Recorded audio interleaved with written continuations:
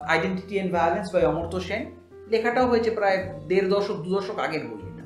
কিন্তু সেই বইতে অমর্ত্য সেনের এই বক্তব্যটার সাথে আজকে আমাদের বর্তমান যে সামাজিক, সাংস্কৃতিক এবং রাজনৈতিক বাস্তবতা, যদি সেইটাকে একটু দেখার চেষ্টা করি এবং আমাদের যে কথাটা মানে তোর গবেষণার বিষয় যেটা, আমার গবেষণার বিষয় যেটা, সেখানে কোথাও গিয়ে কিন্তু এই প্লুরাল অ্যাফিলিয়েশনস এবং হায়ারার্কি অফ প্রায়োরিটিস এই দুটো ফ্যাক্টরই কিন্তু প্রচণ্ড পরিমাণে প্রভাব খাটাচ্ছে।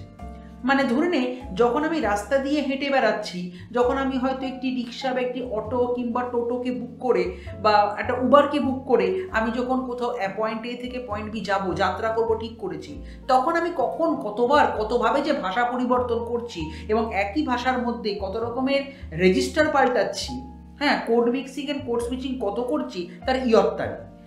কিন্তু যখন আমি কোনো ভাষার স্ট্রাকচার নিয়ে চিন্তা করছি, তখন আমাকে for the sake of convenience again, কারণ বিষয়টা খুব ক্রিটিক্যাল, আমাকে একটা মনোলিঙ্গুয়াল এরিয়াতে আসতে হচ্ছে, কোথাও একটা হোমোজেনাইজড মডেলের কথা চিন্তা করতে হচ্ছে, which is not really my reality. এবং এই যে চয়েসটা হলো যে আমি ধরে নাম বাংলা ভাষার সিনট্যাক্স নিয়ে কথা বলবো, তখন আমাকে বাংলা ভাষাকে মাথায় রেখে কাজ করতে হবে, তার সিনট্যাক্সকে অ্যানালিসিস করতে হবে।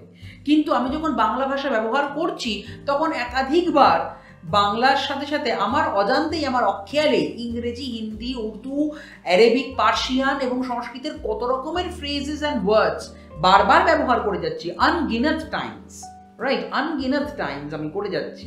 সেটা হচ্ছে আমার লিঙ্গুইস্টিক রিয়ালিটি।